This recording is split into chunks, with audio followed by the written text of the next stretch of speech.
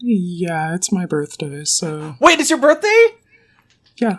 Oh, happy birthday. Thank you. What have you done to treat yourself today? Or going to do, I don't know. Gonna get a fancy dinner delivered. Oh, hey, there you go. What is it? Indian sushi? Probably like steak and seafood, like lobster. Ooh, okay. Real bougie birthday dinner. Yeah, it's pretty fun to get the like giant sea bugs and then also just like a slab of meat. Hey, speaking of sea bugs, you heard about those dragon turtles? Motherfucker.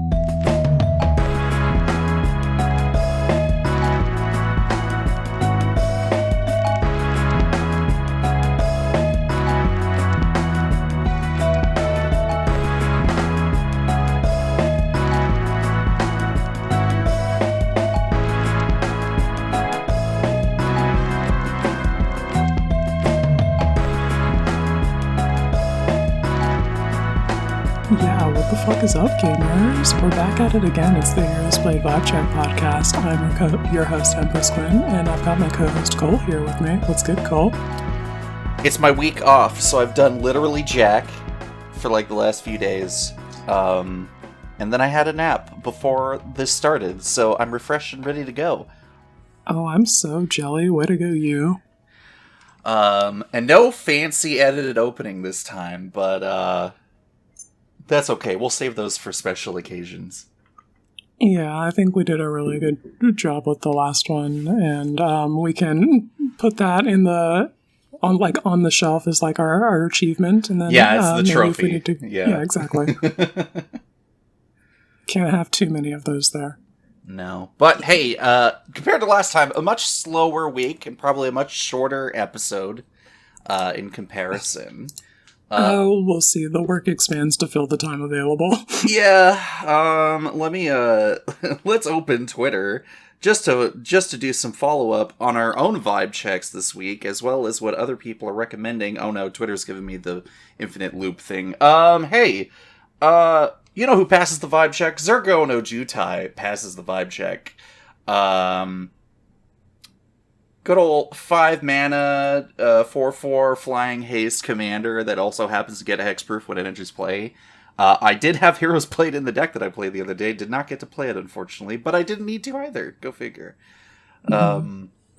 But yeah, slapping people in the face with a giant dragon and getting card advantage by attacking multiple opponents with dragons is always a fun thing to do.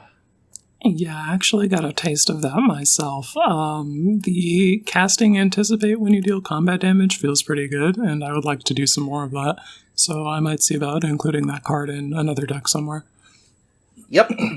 It's severely underrated. I think a lot of the commanders that were the partners from March of the Machines, probably outside of Drana and Linvala, are kind of just like average, I guess is to say, because they don't do anything super duper flashy or super duper powerful, but they just perform well enough. And that's kind of... You seem pretty into that Jer and Hazaret. Well, okay. They are... Okay, yeah, true enough. They are kind of an exception to the rule. But yeah, in general... Yeah, free spell's good, more at 11. Free spells in Boros? Say no more. But yeah, there was a game I had, I think last month, where... I think it was on stream. I think it was against Mr. Bevers, and he had something that people can't cast spells without paying mana cost. And I was like, why? Well, I did not know that before the game started. It would be a shame. I did okay, all things considering, but yeah. Yeah, Zergo no Jutai, passed the vibe check, in my opinion. Nice. What about you? So I want to talk about 2 wizards here, basically. One is my CEDH commander, Inala Archmage Ritualist, who does not pass the vibe check. Gamers, she will never leave the command zone. She is eminence, and we do not need her outside of the command zone to do the busted thing that we need from her. So she's not doing anything with the Hero's Blade. She will never see it. Another wizard that extremely does, though, is Vadric, Astral Archmage. Love that guy. And, that guy, he's from one of the most recent Innistrad sets, and he reduces your instants and sorcery.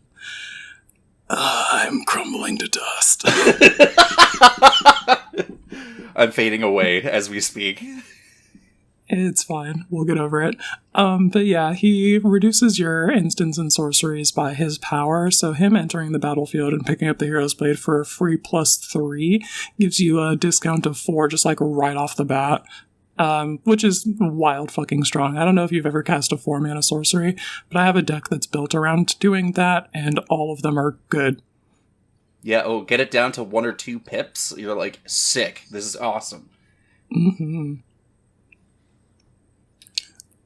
So tell me about who else passes the vibe check. Okay, yeah. So I got to play Ishin 2 Heavens is One recently, and I say yes, but with an asterisk tied to it.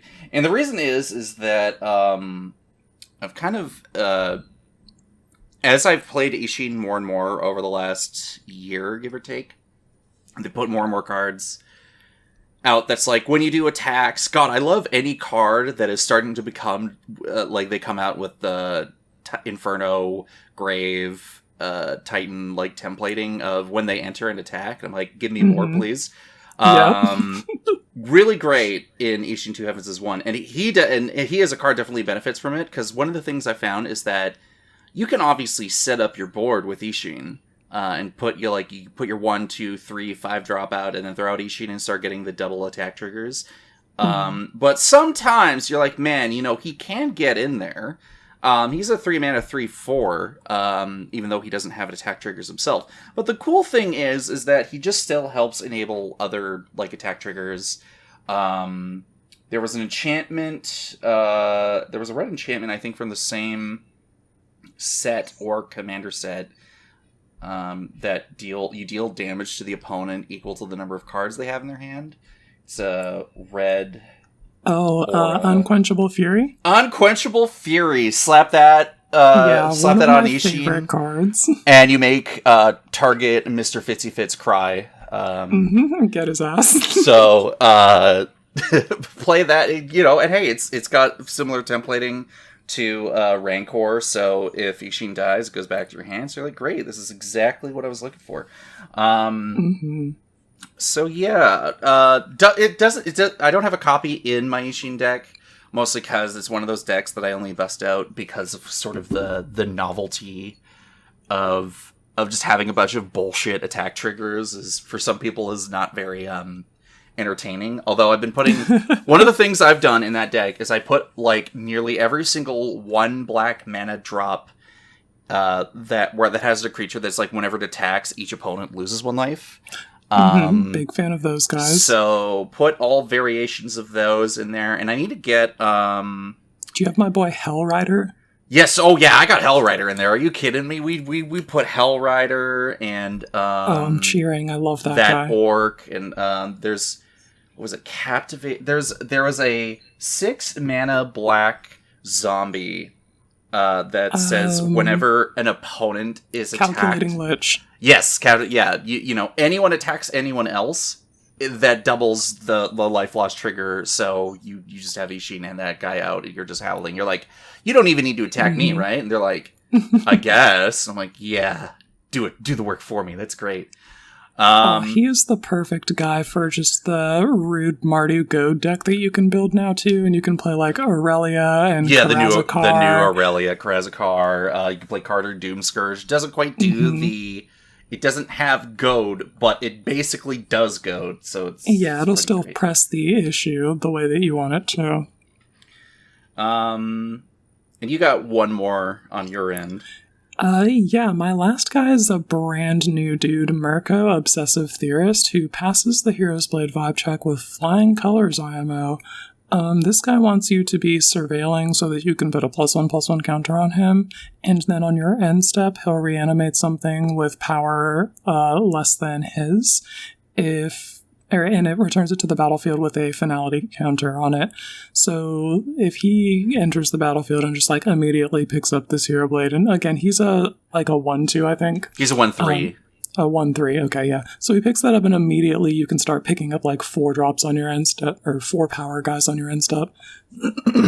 But not only that, it's the fact that he benefits both offensively and defensively by having flying vigilance, which I'm like, okay, Dimir, okay, all right. I'm not complaining that much because it's still sweet. This is also extremely a Dimir Voltron deck where I will kill you in the air. Yeah, and kind of similarly to my the Ukbenbach, the Great Mistake deck. There's a few pieces of tech where you can get rid of those finality counters, so you can keep bringing those creatures back with Reckless Abandon, and probably getting like some card advantage or whatever on the side. Let's talk about some community submissions. Shout out to everyone who's kind of in our regular circle of people who respond to us quite readily for new episodes.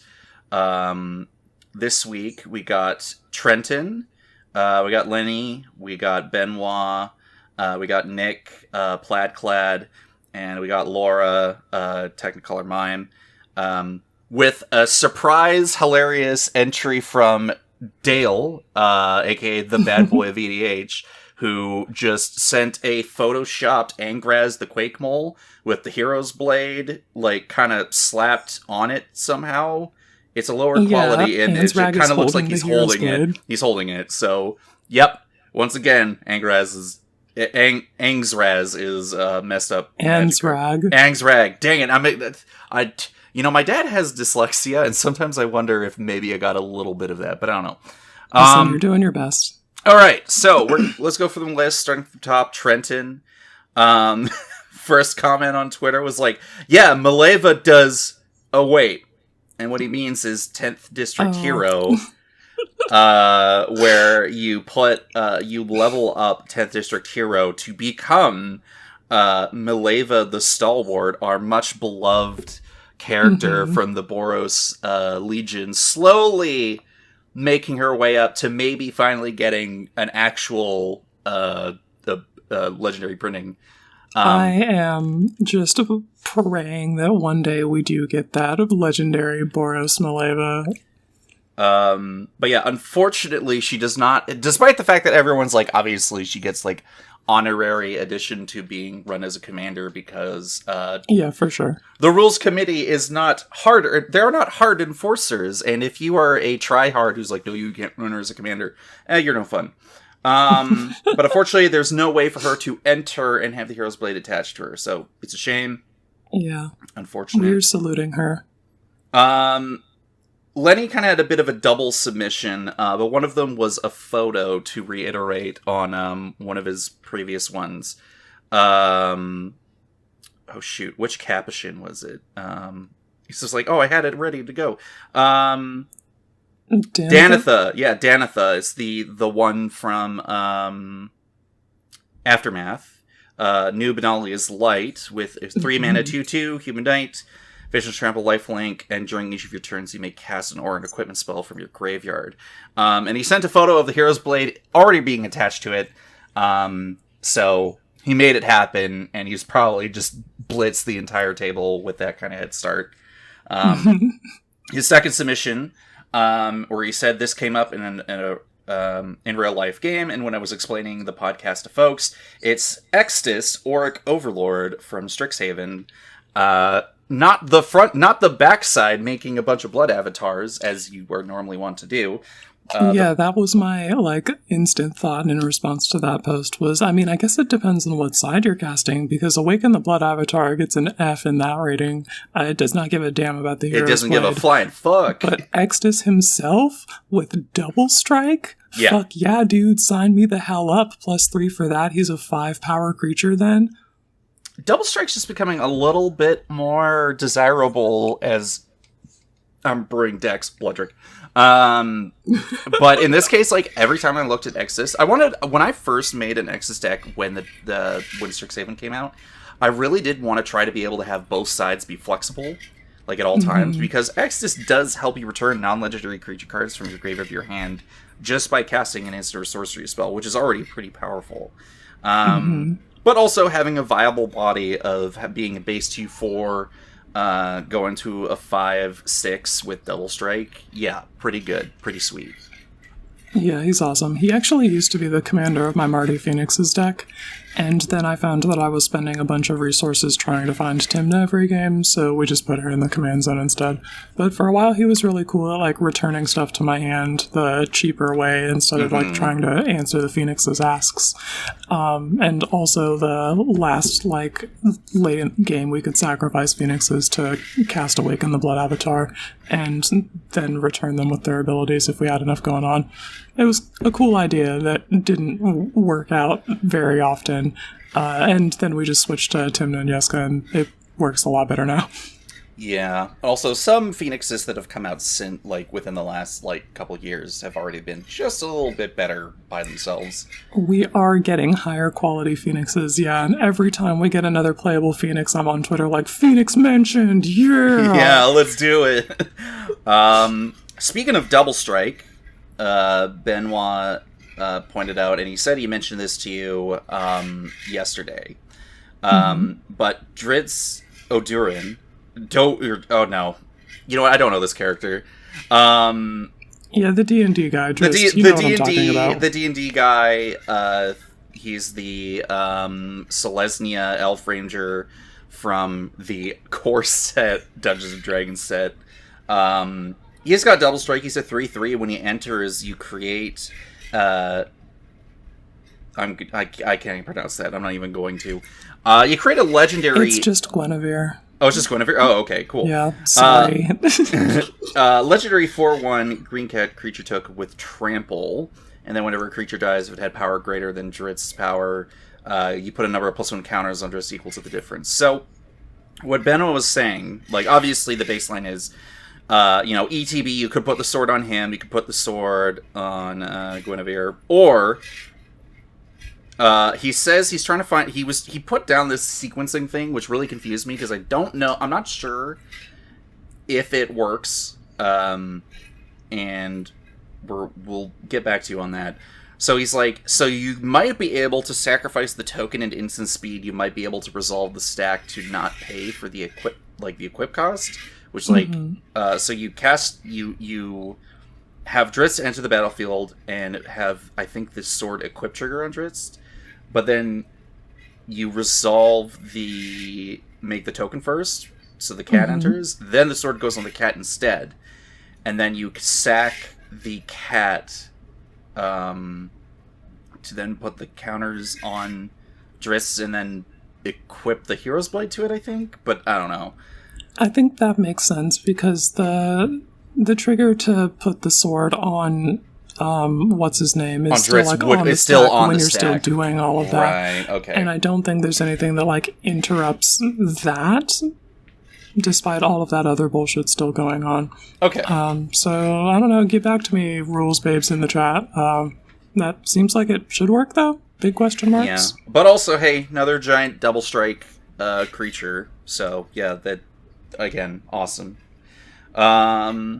And then the Nick submitted a couple of them, although it ties back into what you said about Mirko getting the vote, definitely for sure. And Trostani 3 Whispers. Hey, yo! Yeah. I think maybe I'll finally pull the trigger on Trostani, because it just seems just like a fun, tricky Selesnya card for me to get kind of back in that color combination. Yeah, that's an interesting card. I'm looking forward to seeing what people do with it. I'm hearing a lot of chatter about that in the Glunch deck. I think it also goes I'm not wild in any of the Wooburg Niv Mizzets. Yup. So, which one, though? The new one? Well, any of them. Any of them, yeah. But particularly the first and third ones, I think. Yeah, it's only been...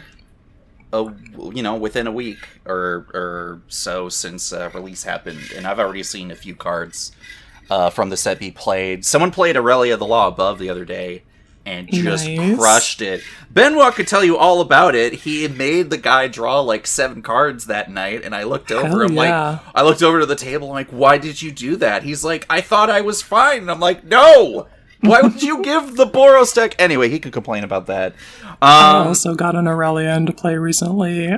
People who follow me on Twitter will know that I've been trying to do that since we've had her rules text available, so we finally resolved that in my Mardu Pawblade deck, and she was exactly what we needed her to be. We were swinging with 5 creatures and lightning helixing, and that was crucial for the point in the game where you're able to swing with 5 creatures, I think. And the card draw really does keep you in it. So shout out to Aurelia. I think she's going to be really cool for Boros plus combat decks. But especially if you're playing Goad. Yeah, that should be pretty cool too. Absolutely. If you're playing Boros plus and Goad, then yeah, because she triggers on every player, not just you.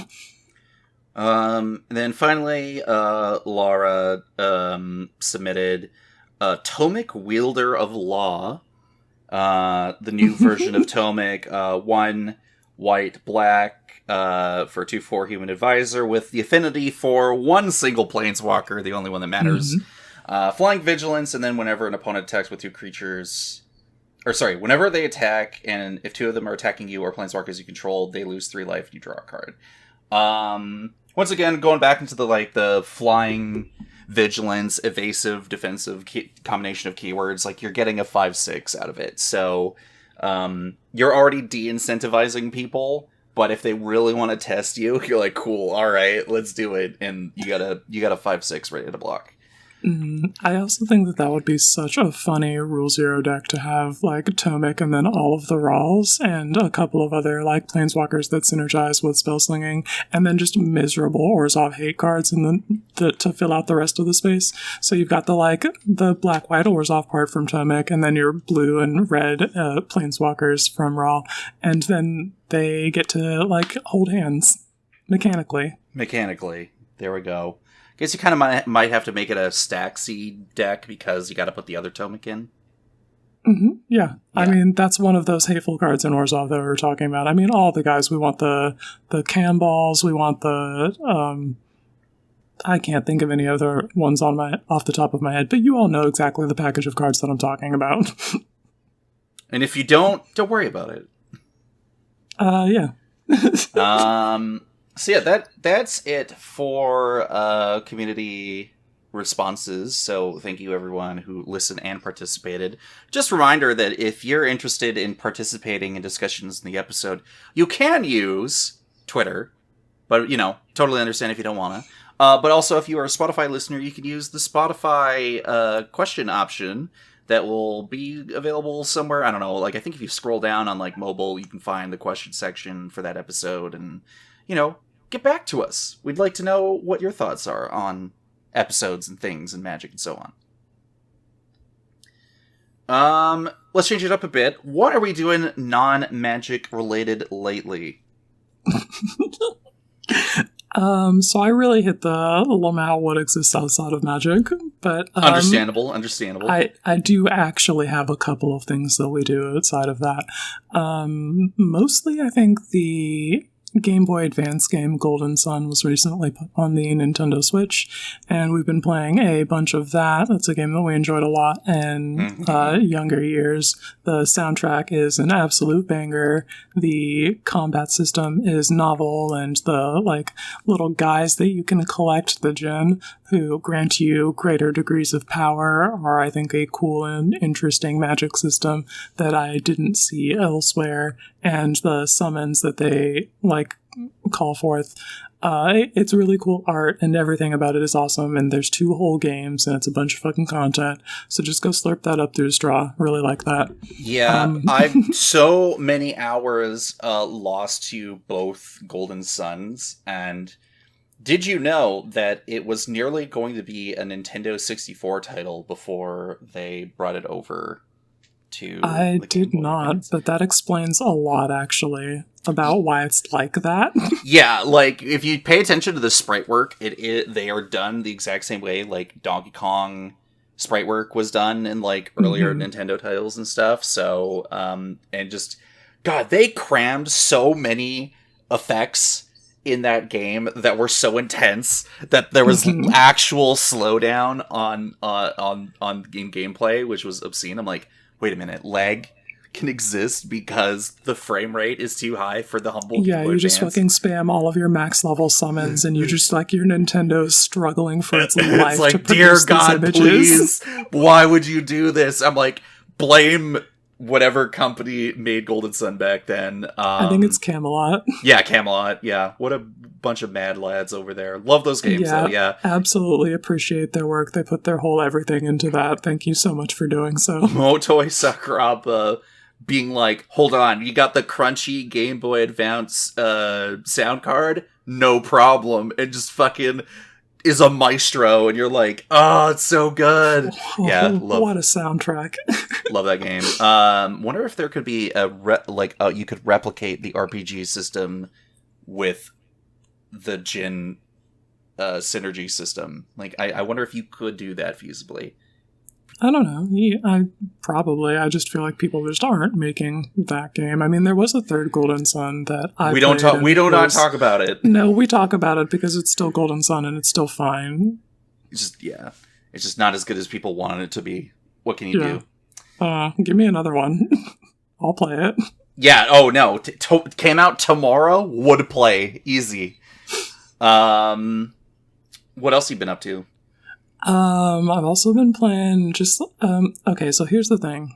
I have the idea of I would like to play more games, but every time I sit down to play some games, like Baldur's Gate 3 or whatever, it's a lot of fucking effort. Like, you have to actually, like, play these games. Yes, Quinn, that is indeed what you do when you sit down to play a video game. And sometimes I don't want to put in all of that effort. So I've been playing lower effort games like Bloons Tower Defense, where I just get to like click on some guys and then watch the effects of clicking on those guys happen. I think that's really nice. I also still enjoy the first Plants vs. Zombies. Big fan of that. And I've also been playing Cat Quest. I don't know if you guys heard about that, but it's this like action adventure RPG that's adorable, and they crammed just so many cat puns into everything. So if you're into that, then that is a fun game that I've been experiencing. I also just like to play MTG Arena occasionally. Been jamming ninjas in standard. No, it's actually really fun. I'm being super toxic and making everybody discard their hands with Virus Beetle, and then we're putting them back in our hands with Ninjutsu, and then we're casting them again to make everybody discard again. It's really rude and fun for me. Yeah, I find it, I'm unable to get back into Arena consistently, just because like I don't personally get anything out of it. But it is what it is. It's like solving a puzzle. You put a bunch of cards together in the same box, and you see if you can get the program to run. And if it does, and you get the win, then like you're successful. Then if it the doesn't, if then the you go game back to troubleshooting. If the game works, I'm just imagining you're like, all right, time to go, and then you accidentally have a repeatable loop that just crashes the game. Because like memory. Not so much that it crashes the game, but just like, does this deck even function the way that I'm doing? That's the like program that I'm referring to. Does it run? Does this like a Mardu Rolls deck that I put together actually work the way that I think it does? And sometimes yes, but frequently no. But speaking of Arena, I just remembered, and I guess this is going to be kind of part of the content section later. Nile Joan Rivers has been talking about a little fan format she's calling Nile's Bat Heist. Yeah, I completely forgot about Bat Heist until now. Oh, what a moment. So tell the people about Bat Heist. Well, let me get the bat in question up because it's from Lost Caverns. Mm-hmm. I really wish there was just the image of the bat, like the photo of the card. Hold on here. It's like Deep Cavern Bat. Oh, yeah. Deep Cavern Bat, 1 to black, 1/1, with flying and lifelink. It's an uncommon. When it enters the battlefield, you look at target opponent's hand. You may exile a non-land card from it until Deep Cavern Bat leaves the battlefield. Let's go back to the rules for a second here. Your starting deck for the Bat Heist in Arena is that it's 56 basics, and 4 bats. Any card you exile with a bat during gameplay may be added to your deck. You can add any basic lands to your deck probably afterwards, so you can actually like cast the damn spells. Your deck must always contain 4 bats, and you continue playing until you win 1 game. And I imagine this is probably like on the standard ladder, maybe? I don't know. I think you play it wherever you want, actually. Some people are playing it as like a speedrun category, so there might be specific ladders that are easier to accomplish the goals with. But you can, I think, run that challenge in any format. Okay, yeah. But I will put up a link to... because Niall said she's got a video up on YouTube, so I'll go find that and put that link in the description when the episode comes out. I just thought it was so funny. Like, I just love when people do make little games out of Magic. Yeah. It's kind of just a nice, refreshing way to engage with the game, especially when a lot of people are feeling very disenfranchised and disconnected from the game. And obviously, you know, Commander's not everyone's cup of tea, but yeah, super cool. It's good to see people out there like enjoying that, and then there's actually like enough people engaging with the like air quotes format that there's bat heist mirrors that happen occasionally. Oh no! And they have to like find rules for what happens if you bat somebody's bat. Well, you only can have a maximum of 4 bats, so I don't know. I think the thing that they settled on was if you steal a bat, you get to add a copy of Aclazotz to your deck. Okay, actually, that's kind of fire. That's actually pretty sweet. Steal a bat to summon the bat Make god. more bats. That's awesome.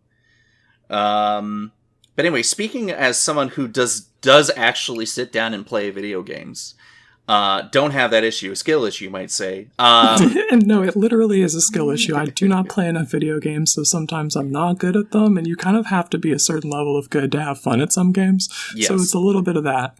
But I'm kind of having a bit of an issue because my issue is like the complete opposite, is I'm trying to balance playing several different games at once.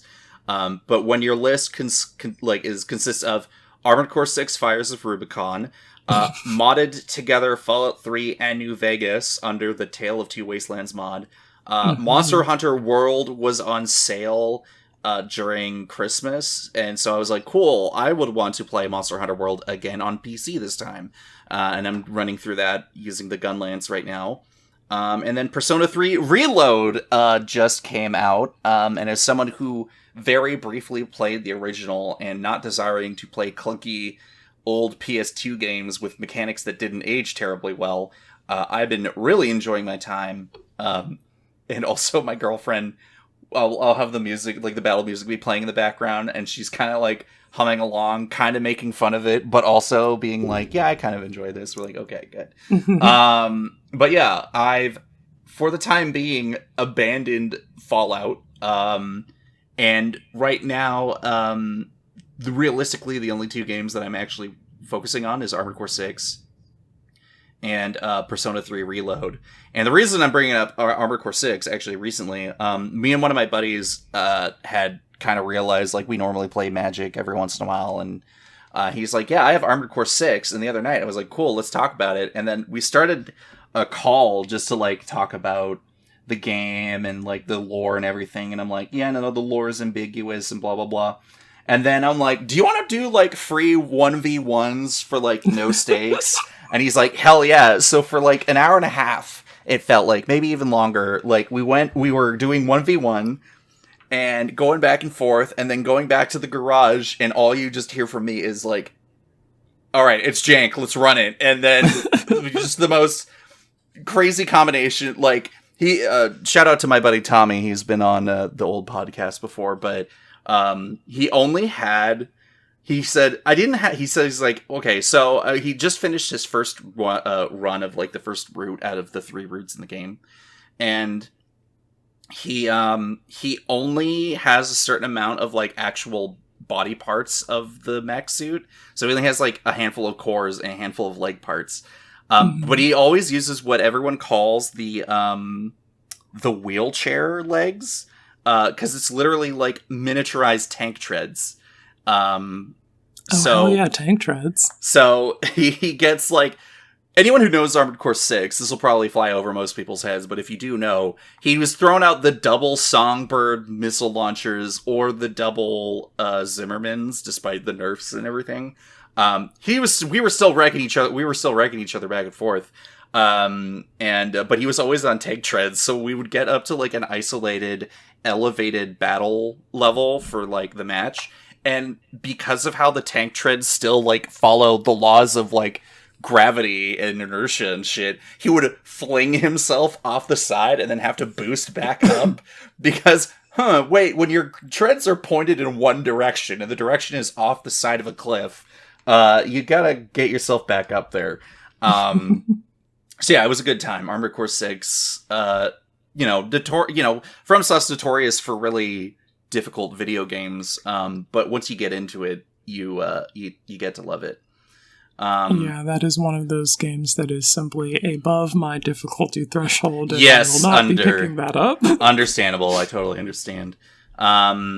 And then I guess the last one is, and probably to the disappointment of some people, I'm started to rewatch Gundam Seed and the sequel Gundam Seed Destiny because the movie Gundam Seed Freedom came out at the end of January, and I have not seen it. Robot. I have not seen. Yeah, wow, giant robot. Meanwhile, the Gundam shooting the laser over your head. War is terrible. But yeah, I finished. Someone online compiled together the HD remasters of Gundam Seed and Destiny that they did. Oh god, was it like a decade ago? It feels like it. Maybe it must have been like some time ago. And they combined it with the original BC original Ocean dub rather than the New York dub that they did like a few years ago. And I've been enjoying myself going back and watching. It's super nostalgic, even though like it's my first Gundam series. God, some stuff is really terrible in those, but at the same time, I'm just sitting back and I'm like, man, I feel like I'm Ted on a Friday night again. Like, after sometimes you week. can just let all of the content wash over you and enjoy the vibes and the feeling that the media creates for you, and that's nice to do sometimes. Yeah. And speaking of vibes, let's talk about some content we've been observing. Ristic Study, good old Ristic Study, Sam's put out another banger video, go figure.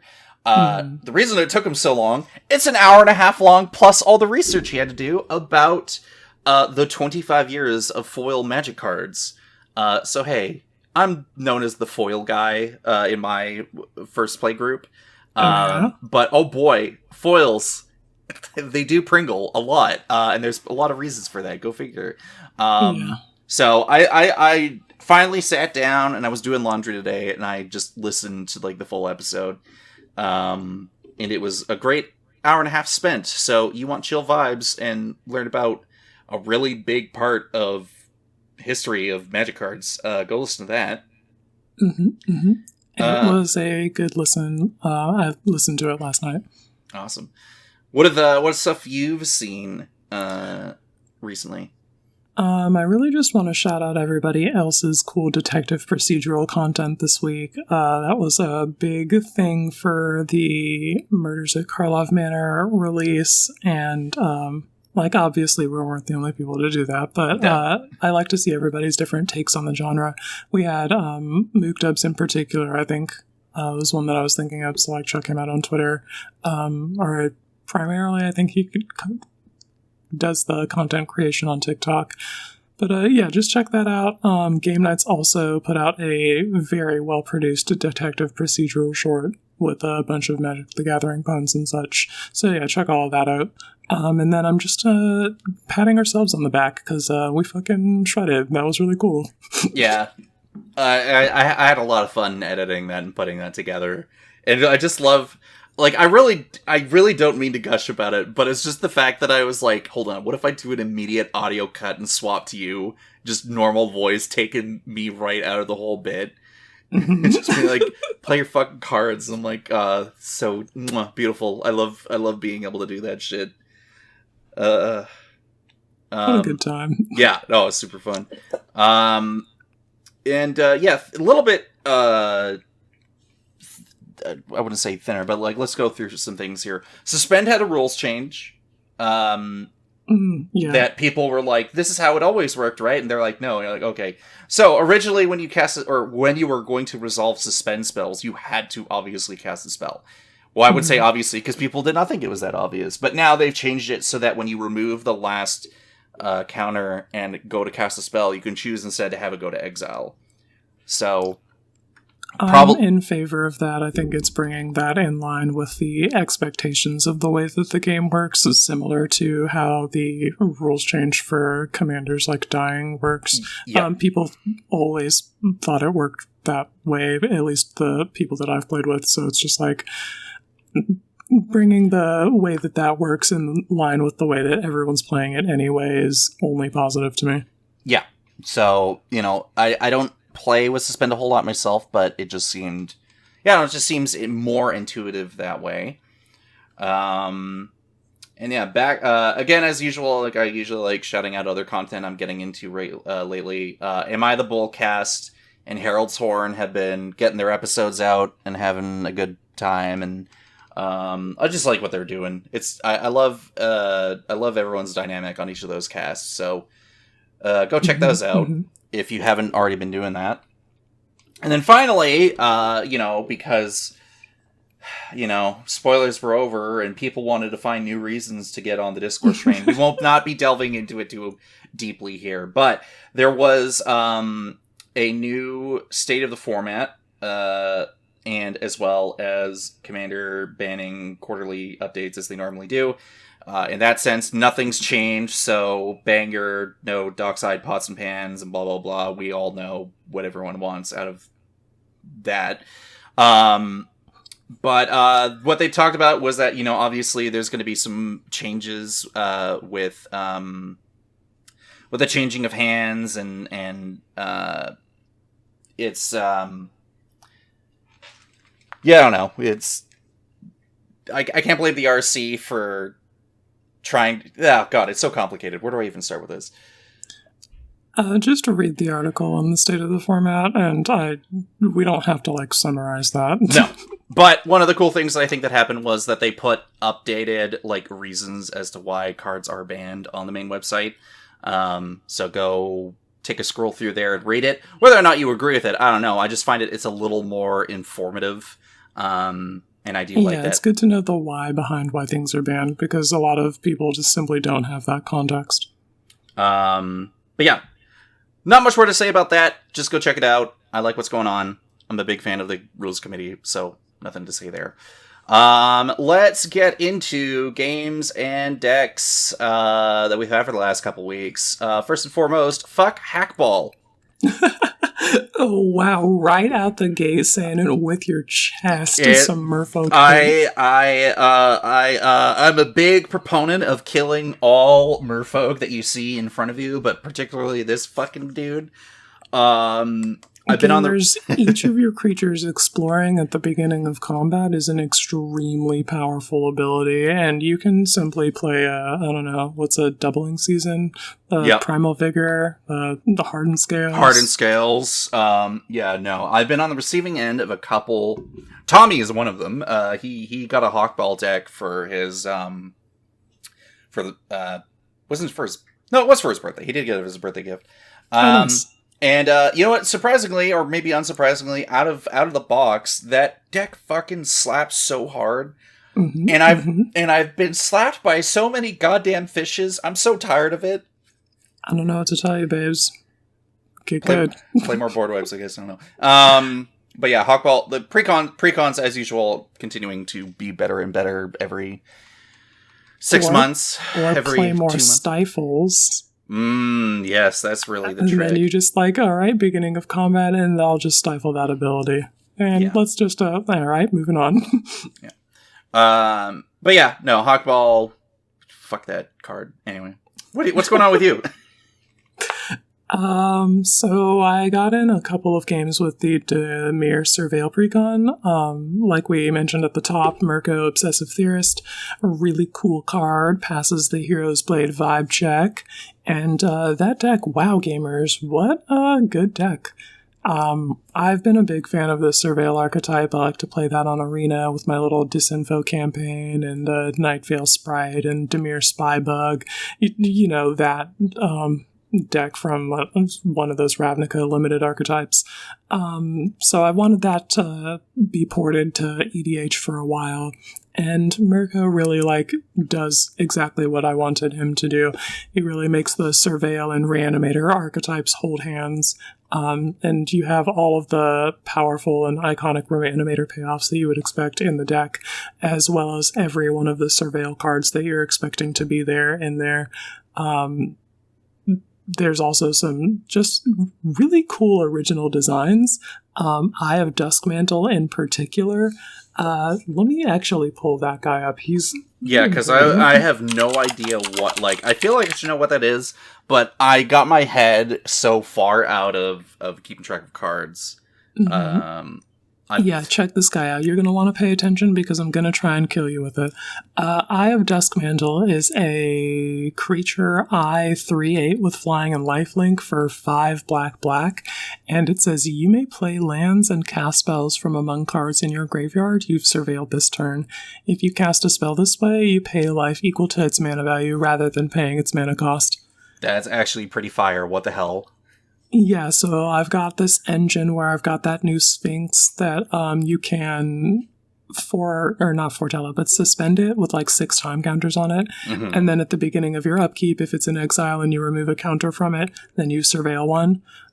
So you surveil one in your upkeep, basically, and there's a couple of pieces in the deck that will do a similar effect of surveilling one on your upkeep, but you pair that with your enhanced surveillance, of course, looking at +2 cards every time you surveil, so you're looking at Surveil 3, and you can just yeet all of that into your graveyard, because your Eye of Duskmantle will let you cast it, and Mirko will drag things back from the grave in the end step, and they just put fucking Necromancy and Animate Dead, they're just in the deck. So you can play those, and you can put your Massacre Worm and your Sir Conrad, my husband, in the graveyard when you're surveilling, because they just put those in the deck. Fucking incredible gamers. I have reanimated an Eye of Duskmantle with the Necromancy that they put in there, and then cast something else with my life that I surveilled there, with the ability of the Eye of Duskmantle, and I'm pretty sure it immediately ate removal after that, because they've seen what it can do and aren't trying to see it do anymore. We've had enough of that. Stop, please. Oh, that's hilarious. Yeah, that deck slaps. Give that a try if you are into Dimir Surveil and Reanimator, and stand disinformation campaigns and tweet. So I've gotten a few of the Surveil cards from the set for Killer Queen. I just haven't been able to play it recently, just because most people just want to play Commander instead of whatever I'm offering, but some people are still interested in what it offers. So, I don't know. Time will tell. Mm-hmm. But the Surveil lands and the card Cryptex were put into that deck. Cryptex is a 2 generic mana artifact where you tap to collect evidence 3 to add 1 mana of any color, put an unlock counter on Cryptex, and then you can sacrifice it, surveil 3, and then draw 3 cards, activate if you only have 5 or more unlock counters on it. Yeah, I wasn't sure about that one, and I wanted to hear some more opinions about that, but you're putting it in Killer Queen, which I guess is interesting because you can use the collect evidence to fuel your game plan and potentially deny opponents of accesses to that same thing. Yeah, because since Lost Caverns also had its own surveil stuff, and and I also put in, from Doctor Who, I put in Confession Dial. So I just wanted more and more ways of players to influence the top deck in some way that either benefits or denies whoever's coming next, or if they have the Monarch, they can set up for their turn, or if they want to put something in the graveyard that they can reanimate right away on their turn, they can do that. So there was an increased number of surveil effects that were put in the deck through Lost Caverns. and I guess one card from Doctor Who. And then now they're like, how about these lands that also surveil? And I'm like, these are kind of like, I have temples and the surveil lands in the deck just for top deck manipulation and everything. But I'm just very interested to see what people do. I want to put in like Ransom Note. Yeah, I want to see that card in play. I haven't gotten to cast it yet, despite playing like 3 games with the Mirko Precon. And then maybe depending on like, I don't know, I considering it's been a few months since it's been played with a pot of people, like I shouldn't be completely overhauling it or anything, but I will want to see maybe if Snarling Gorehound fits in the list too, because that dog, I'm like, dang, it's 1 mana 1/1 with Menace, and whenever creature with power 2 or less enters under your control, you surveil 1. I'm like, yeah, that seems pretty cool. Yeah, I bet Good you dog. that guy holds the Sword of the Animist real good. Little bit. But yeah, the set's pretty sweet. I know it's not the most crazy bonkers Magic set that's come out, but I do just think that there's a lot of fun stuff for Commander. That's usual what I look at. Yeah, it's pretty good. I like new card. I'm interested in playing more of them. Looking forward to what this set brings to me across the table as well, because I'm sure that people are playing cards that I just could not care about. The other night, I got to play against a Marvo deck. I was sending you photos about it. I saw those fucked up pictures. What happened? Well, you see, the player, James, one of Benoit's friends, where we went out the other night, and Marvo started hitting people, and that was okay. And then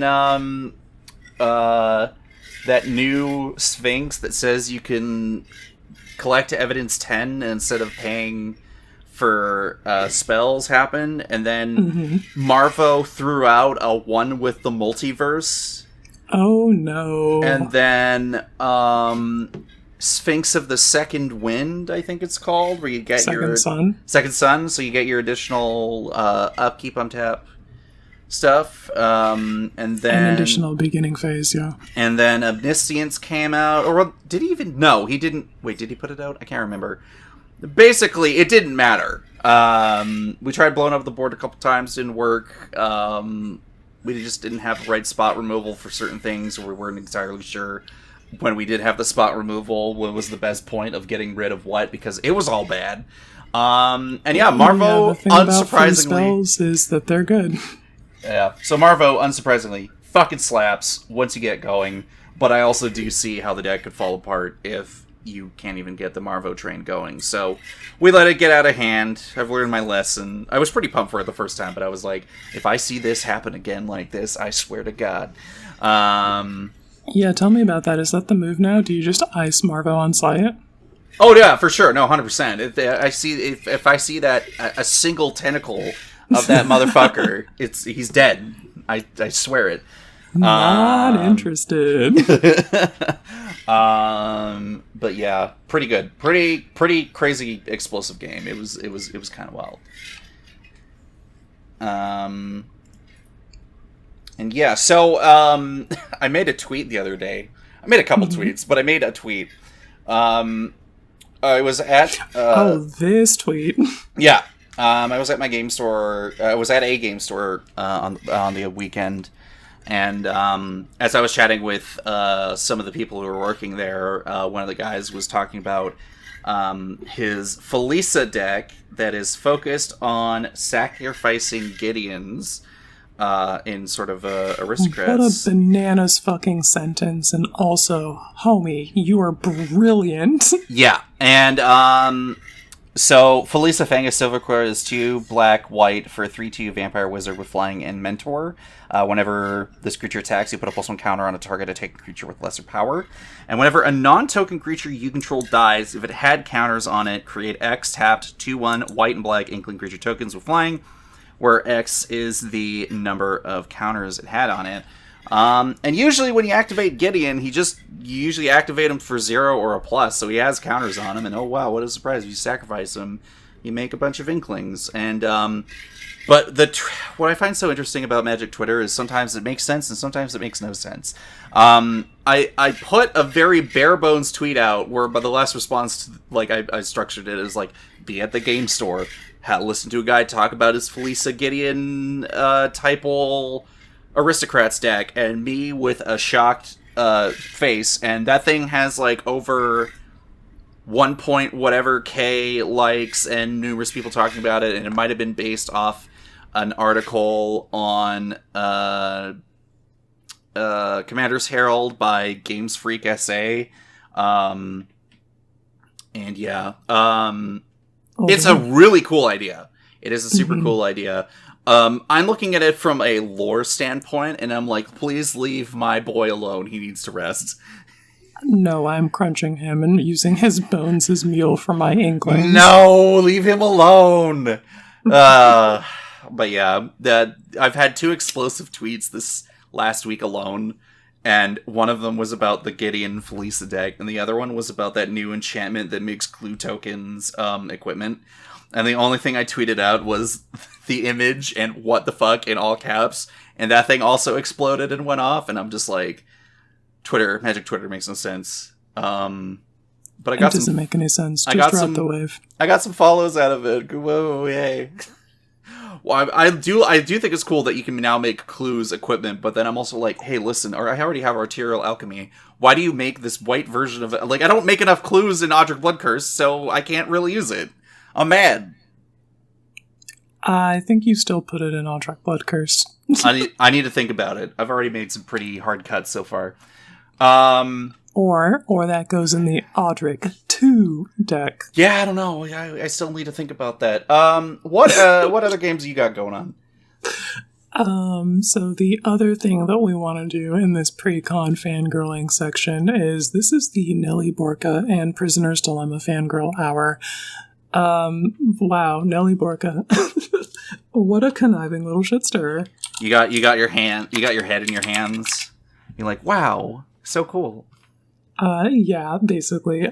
She's 2/4 with a vigilance for 2, a red and a white, legendary creature, human detective, and whenever Nelly Borka, impulsive accuser, attacks, suspect target creature, then goad all suspected creatures, and a suspected creature has menace and can't block.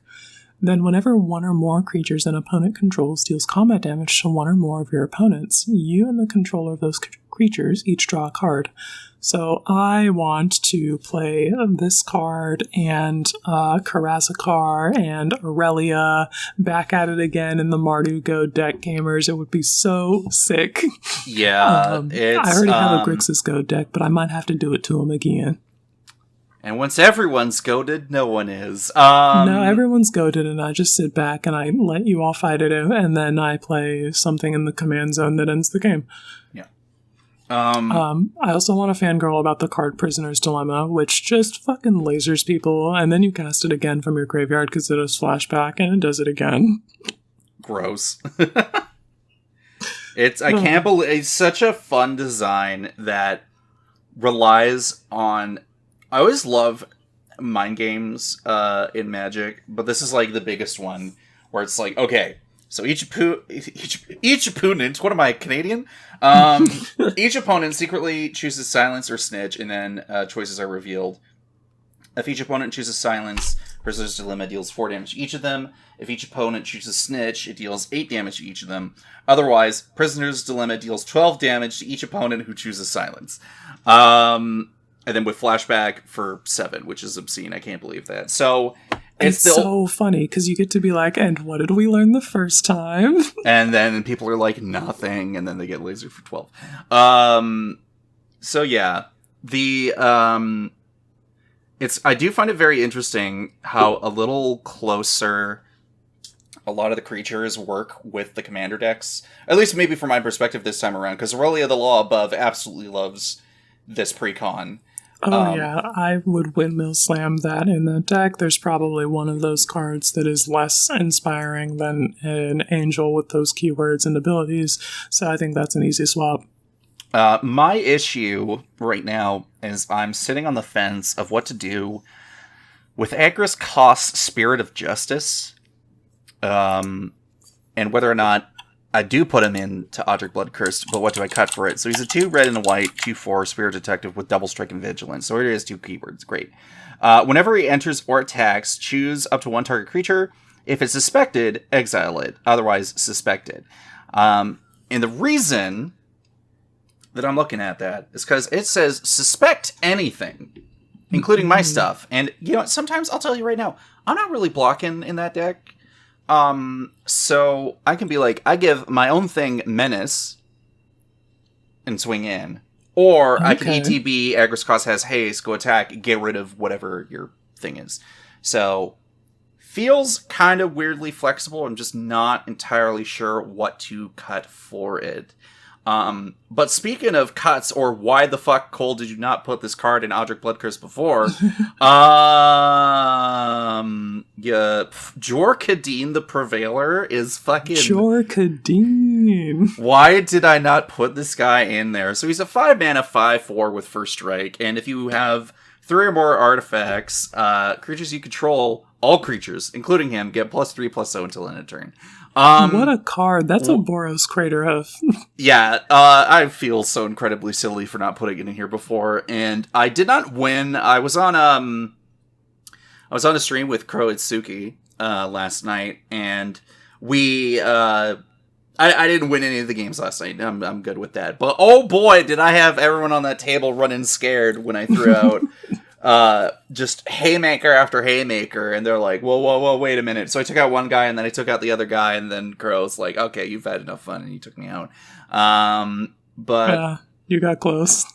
As usual, hey, I fucking cooked that game. That shit was fucking wild. I was like, wow, Agris Cross is cracked. There was a setup, where I can't remember what the oh no, it was late to dinner. No. Or maybe it was a different spell. I can't remember. Oh, no, I remember what was going on. Okay, so, I think I had like 7 mana out, and I had a few creatures out, and everyone's like, okay, cool, what are you going to do? And I'm like, cool, okay. So I'm going to pay whatever to discard a card to draw a card off the blood token. They're like, okay, I'm like, discarding Jor-Kadeen. And they're like, huh? And I'm like, don't worry. And then I play and kick Martial's Anthem. Hey, there it is. And that's, again, another card. I'm like, why the fuck did I not have this card in this deck before? So, yeah, being able to give +4/+1 for 6 mana and discarding the card in question to get it all started. Yeah, it was pretty fucking messed up. They were like, yeah, we need to deal with that ASAP. And I was like, haha, yeah, you do. Go, yeah. No, it was great. I need to try to find a foil version of him ASAP, because my god, I do love that deck, and I do love blinging some stuff out on that deck. But no one in the immediate area has a foil Mirrodin Besieged. I can't remember what set he's from, because all of his other versions have been in Commander Precons. So they just got the fancy new like border design with like the little wavy stuff on top. The legendary crown, you mean? Yes, the legendary crown. I stand corrected. But yeah, again, as usual, Odric Blood Curse does the job. I don't have a problem, trust me. You definitely don't. What about you? It seems like you had one other deck to talk about? I just needed to get the correct information here. It's New Phyrexia. Ooh, okay, it's the New Phyrexia version, okay. Yeah, but anyway, the last thing that I wanted to talk about is I played some CEDH for the first time in, I think a couple of weeks. It's been a minute. I got 2 games in with a Nala Archmage Ritualist, and then one with a Karasakar Stacks ? Build that I borrowed from somebody. It's a lot of removal and hateful cards and card advantage, so probably a Stacks build. And then like a combo win for when you find that. Mm-hmm. But yeah, it's some real fucking wizard chess fighting for both of the Inala wins that we got. Shout out to me. Yeah, you do a lot of triggers on the stack and responding to them, and casting Spellseeker, and reanimating Spellseeker, and resolving Anala triggers, making shadow clones of Spellseekers. And you do all of that to find the Scholar of the Ages and Shallow Grave or something like that. And then you just like loop those two spells until you have enough scholars to turn sideways and win the game. And we did that on 2 occasions, one of those through a hard won stack battle involving like a mind break trap and some shit. And then another one, there was a Archivist of Ogma, and like the Spellseeker has you search for your library for an instant or sorcery that is mana value 2 or less, and you're doing that a lot. So the Archivist of Ogma giving my opponent a life and drawing them a card every time that I resolved one of those search effects increased the likelihood that I would brick because my opponent draws into interaction. But we made it through all of that safely, and we found the W, and all of that was extremely satisfying. I love to feel my mind expanding on that axis. It feels really good to flex your mind that way. I recommend that more people try that sometime. It's a hard sell for me, but yes, CDH. I mean, maybe not Inala specifically. That's probably... Inala might be too big brain for me. I'm the only person that I know that plays Inala right now. Yeah, I mean, I've heard a lot. I've heard about a few like Inala CDH brews. Like, it always seems to come up in like articles or discussions, but it doesn't seem to be like the most popular, Timna Crom or... Yeah, people don't want to learn Spellseeker combo, basically. It's a tree that's like 17 steps long, and... If someone plays a stacks piece, you're like, fuck. Yeah, then you have to redo all of your math around that, which basically had to with that Archivist, yeah. Yeah. Oh, geez. Hi, Sprout. Yeah, so yeah. CDH, hey, we'll always mention it every once in a while, so... Yeah, I like to play it. I'm not scared of it. So yeah, I did pick up some stuff for Bloodrig, obviously, I talked about it. Picked up some new clue-based stuff for my Inquisitor Eisenhorn deck. Mm-hmm. And then there was a game that happened on the weekend over on MTG Lexicon. The way that you said that, a game that happened. Shout out to Johnny for not only running the game when it sounded like he was on death's door or about to fall asleep, but also having the audacity to call me bald when I have a full head of hair. Don't get that. I feel like I missed the in-joke at some point a while ago. No big deal. Nope. That one's just him. I'm going silver, not bald. Go me. Yeah, it's a good look for you. Enjoy it. I was playing Zergo no Jutai for the first time in a while.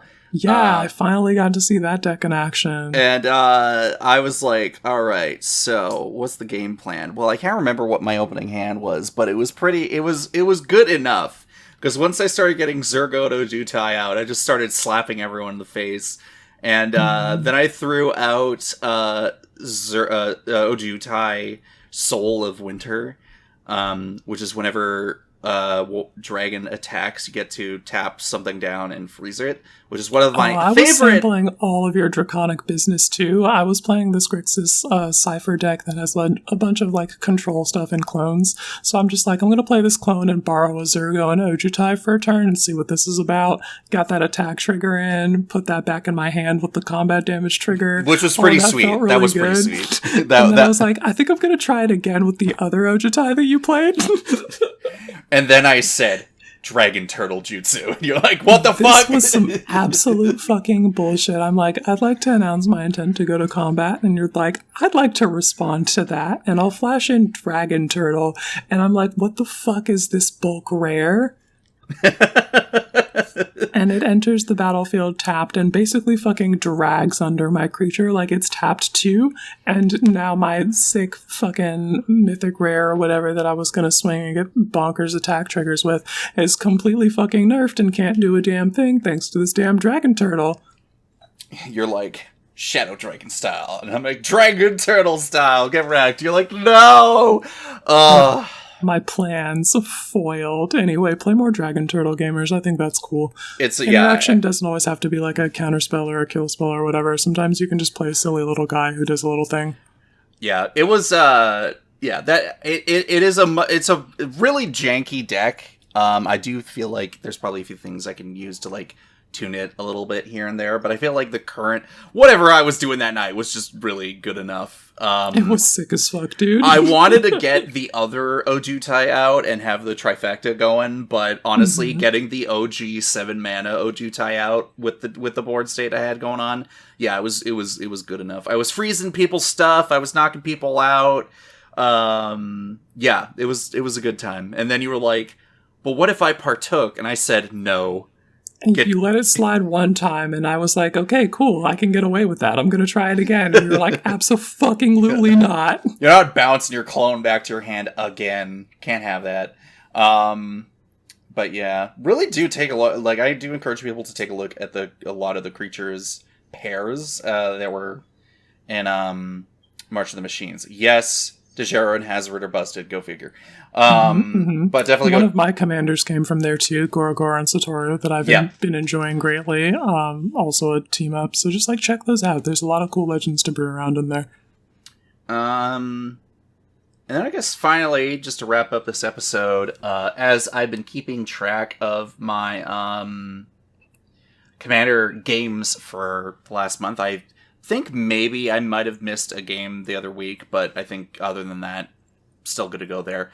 But out of the 28 games that I had in January, I'd seen 67 unique commanders. Ooh, wow. Which some of them were pairs. But, saw a few. But then, on top of that, I did see a couple Rayhans. A couple Magnuses from the Warhammer 40k decks. A couple Hackballs. Fuck Hackball. Couple Tatsunaris. I've seen both versions of Negan and Malik, the Universes Within version. Always fucking annoying. And then I got to see a couple black and white Daxos decks, which I hadn't seen in a while. And then, unsurprisingly, out of all those games, I did play Odric Bloodcurse 12 times out of the 28. Oh yeah, you have to focus. You're shifting into Bloodrick mode. Yes. So yeah, this month so far, 1, 2, 3, 4, 5, 6, 7, 8, 9, 10, 11, 12, 13 games so far.